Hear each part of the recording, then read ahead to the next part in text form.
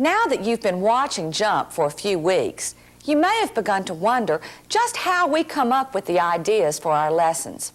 That's easy, really. We sit down and do the same thing that I'm always telling you to do. We think. Sometimes that's not so easy, though. Let's face it, being creative week after week is pretty hard. Worse than that, there are a lot of little things that get in the way. Take sentence structure, for example. I have to write my own scripts for Jump, and sometimes I write those scripts as though I were just having a conversation with you. Now, when that happens, I sometimes run into trouble with something called sentence fragments. What is a sentence fragment? Well, you know what a sentence is. It's a complete statement that contains a subject and a verb. Now, what's a fragment? It's a part or piece of something. If you drop a plate on the floor and it breaks into a number of pieces, each of those pieces is called a fragment. So, a sentence fragment is only a part of a sentence instead of a complete statement. Today, we're going to be talking about sentence fragments. Instead of going on location, we're going to stay in the studio to let you see how we actually put Jump together. But before we get to that, we have some unfinished business from the last lesson. It's the cliffhanger. Last time, I gave you a rather long puzzle. Let's review it before we solve it. The advisor to a very wealthy king died, leaving the king in an awkward position. Since he badly needed the services of a good advisor, he was forced to set about choosing someone to replace his former counselor. In order to select the wisest man in the kingdom as his chief advisor, the king devised a puzzle. The king took a very large and priceless ruby from among all of his riches. He placed the ruby on a pedestal and set the pedestal in the center of a large Persian rug in his throne room. Whoever could figure out a way to get the ruby without either walking on the rug or using something to extend his reach would not only become the king's advisor, but would also get to keep the ruby. One by one, the wisest men in the kingdom came to try to solve the king's puzzle. One after one, they all failed. Finally, a kitchen servant was walking through the throne room one day, taking a tray of food to the king. He saw the ruby and the wise men and asked what was going on. After he was told, the servant set his tray down and solved the puzzle for the king, thus becoming the king's new advisor and obtaining the ruby. How did he do it? How did he do it indeed? Well, first of all, we need to take a look at the rules that were given for this puzzle. The king said that a person had to retrieve the ruby without either walking on the rug or using something to extend his reach. But the king put no restrictions on actually touching the rug. When the kitchen servant heard that, he simply reached down, rolled up the rug to the point where the pedestal was located, and took the ruby without either walking on the rug or using any kind of device to extend his grasp. By demonstrating his cleverness in a way that even the wisest men in the kingdom had failed to do, the kitchen servant proved that he was wise enough to be the king's chief advisor. How clever were you? Did you come up with the solution to that puzzle right away, or did you have to think about it? That happens to be one of my favorite puzzles. I hope that you enjoyed figuring that one out, too. That's an excellent example of how the ability to think and to reason can help a person get ahead in the world. Okay, now let's get back to the matter at hand, which is sentence fragments. A fragment is only a part of a complete sentence. I've already told you that. But what makes up a complete sentence again? A noun and a verb. Usually, a sentence contains other words like adjectives, adverbs, articles, and so on. But as long as a sentence contains a noun or pronoun subject and a verb and makes a complete statement, it is a complete sentence. At this point, some examples might help you to understand this idea a little better. Is this a complete sentence? Tom ran. Yes, it is a complete sentence. Why? Because it contains a noun, Tom, and a verb, ran, and it makes a complete statement. How about this one? The rain. Nope, that's not a complete sentence. Rain is a noun, and the is an article. There is no verb in that sentence, so it isn't a sentence. It's a sentence fragment. Do you see the difference? Those two sentences were easy because they were very short and sweet. Suppose that we cloud the issue a little bit by adding other words to the sentences. Give this one a try. The rain made the street wet and slippery. What's the noun subject in that sentence? It's rain. What's the verb?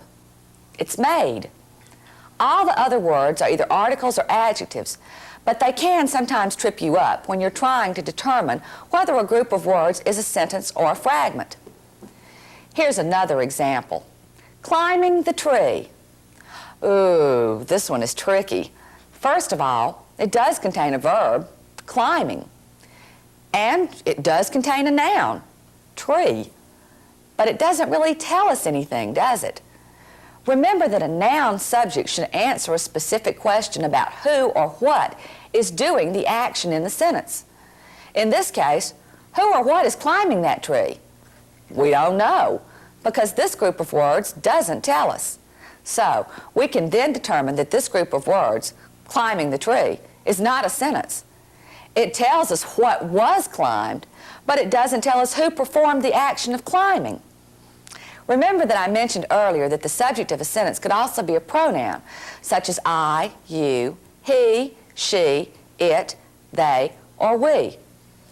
Take a look at this group of words to decide whether they make up a complete sentence or just a fragment. You hit the baseball out of the park. What's the subject of that sentence or fragment? You. What's the verb? Hit. Can the subject and verb stand by themselves and still make sense? Let's see. You hit. Sure, that makes sense, although it isn't a very colorful sentence. If a subject and verb can stand alone and make sense, then that group of words is a complete sentence. I promised that we would show you how we put jump together today, and in the process, we're going to take a look at some sentences and some sentence fragments to help you learn to tell the difference between the two. So, since we're already in the studio, let's begin here. Now, take a look at this. These are called flats. Is that a fragment or a complete sentence? To find out, apply what I just mentioned to you. These are called flats. Yep, that's a complete sentence. If you look at these flats, you'll see that they are nothing more than big frames with fabric stretched across them. The magic of television is that a lot of what you see is an illusion, like these flats. On camera, they appear to be a wall. In reality, they're not very sturdy. This piece of equipment makes it all possible. What is it? You can guess, can't you? This is a television camera, and that is a complete sentence. This camera actually has two parts. This is the camera, and this part is called by another name. This is called a teleprompter system. A teleprompter is a device that allows a person to read a script while he or she appears on camera without making her look as though she is reading it. When I look at the camera, I see my script, but the camera lens just sees me. Amazing. Now, come over here and I'll show you how it works.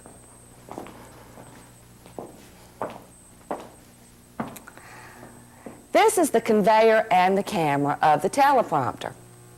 Fragment or complete sentence? What I just said was a sentence fragment, but the earlier group of words, this is the camera and the conveyor of a teleprompter, is a complete sentence, isn't it? Anyway, the conveyor and the camera work like this. While I'm explaining this, see if you can identify the sentence fragments. Our secretary types the script on a special typewriter that has large print. We take that script and place it on the conveyor. We turn the conveyor on, and the script moves down it, under the camera. Then, the words appear on that screen. Simple. Did you spot the fragments? They were under the camera and simple. The control room is really the scene of all the action from a standpoint of production. Let's go in there and take a look around. This is the production control room. When we're shooting in the studio, the director sits in here and he wears a headset which connects him to both the camera operator and the teleprompter operator. Now, because there's a lot of electrical equipment in this room, sometimes you see signs like "Do not enter" or "Danger, high voltage." Now, certain kinds of commands are considered to be complete sentences, even though they appear to lack a noun subject. In a sentence like "Do not enter," the subject of that sentence, which is you, is implied instead of expressly stated in the sentence. So when you run across a sentence like "Do not enter," what that sentence is actually saying is "You do not enter." And in a case like that, it's considered to be a complete sentence. Now, this machine right here is called a character generator. The director sits here and he makes words, numbers, and sentences appear on the screen by using this character generator. Let's take a look at an example of it right now. It's huddled under Dan's umbrella. Sentence or fragment? In this case, the subject is they and the verb is huddled. So, this sentence has both a subject and a verb, and it makes a complete statement. So therefore, it's a complete sentence. Now, this thing is so much fun to play with that I think I'm going to fool with it a little bit longer before we go down to the engineering control room. Why don't you try this one? Screaming at the top of her voice. Is that a complete sentence or is that a fragment? Good question. Screaming is a verb form, but there's no noun subject and it certainly doesn't express a complete thought. Think back to your rules governing the use of verbs. One of the basic rules about verbs is that verbs which end in ing must use an auxiliary or helping verb if they're going to make a complete statement. Now, you couldn't just add a noun subject to screaming at the top of her voice and make it a complete sentence, because it wouldn't make a lick of sense. Suppose you said, Diana screaming at the top of her voice. That doesn't make any sense at all. But if you say Diana was screaming at the top of her voice, now then that would be a complete statement. Verb forms which end in ing can often be used to introduce fragments. How can you tell? Check to see if the group of words actually expresses a complete thought or not. And remember, too, that a phrase such as screaming at the top of her voice can be added to a complete statement to make it a part of a sentence. An example of this would be, Diana ran from the kitchen, screaming at the top of her voice. Let's head down to the engineering control room.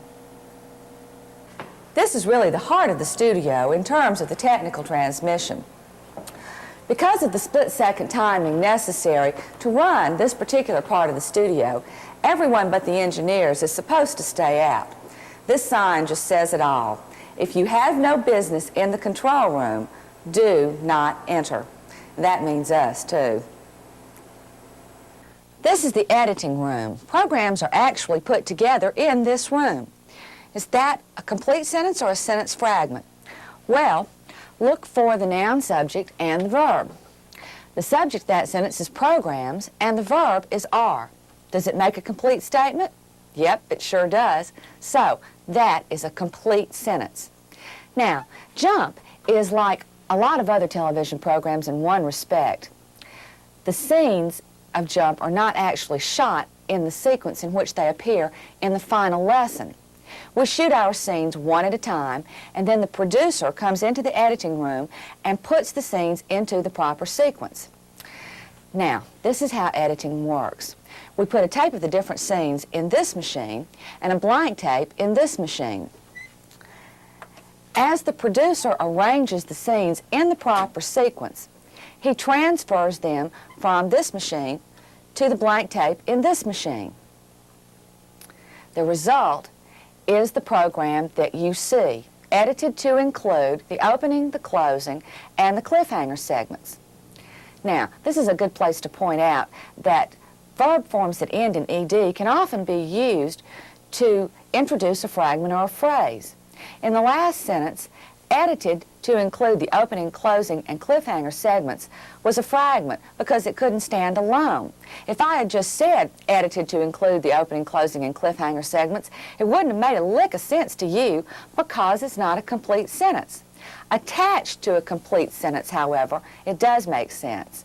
Now, I think I'll go around to my office and work on a script. You can come along too. This is my office. This is where jump is actually written. I sit at this typewriter right here and I think of things to put into jump.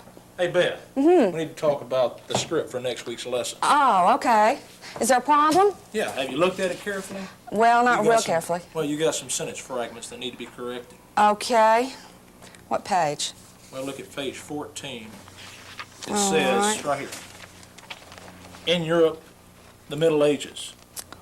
Come on, Beth, that's not a complete sentence. Doesn't have a verb in it. No, you're right. It's a fragment. Let's see. How can I make that into a complete sentence? Oh, I know. In Europe during the Middle Ages, certain kinds of entertainment were strictly governed by the king. I added that as a phrase to a complete sentence, and that's a complete sentence. Now, that sounds much better because it makes sense. I've marked in here a few more fragments. Why don't you get your students to help you correct them? Oh, that's a great idea. With you. Okay, thanks. Bye. Are you ready? Okay, here's the first one. Jumping over a barrel. Well, jumping is a verb form, but remember that a verb form ending in ing must take an auxiliary if it's to be used as a verb. Now, how can we make that fragment into a complete sentence? How about this? The ice skater was jumping over a barrel. Try this one. I would travel if I had the money. Is that a fragment? Nope. That's a complete sentence. It has a pronoun subject, a verb, and it makes a complete statement. By now, you should be able to tell the difference.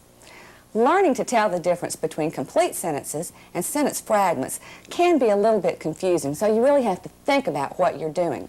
Remember to look for the noun subject, the verb, and to decide whether it makes a complete statement or not. With a little practice, you'll have this down in no time flat. All it takes is a little bit of practice, a little thinking, and some common sense. Now, as you can see, even I have a little trouble with sentence fragments occasionally. But you can save yourself a lot of trouble and also a lot of time if you'll just invest a little bit of time in learning to tell the difference between complete sentences and sentence fragments. And speaking of time, it's time for the cliffhanger. So, I'll meet you back around in Studio A. The cliffhanger for this week is a word puzzle. Use the clues in the puzzle and think carefully. If you do that, you'll figure this one out in no time at all. So listen carefully. I have eyes, but I see nothing. I have ears, but I hear nothing. I have a mouth, but I cannot speak. I will always look just as I look now. If I am young, I will remain young. If I am old, I will stay old. Nothing can change me.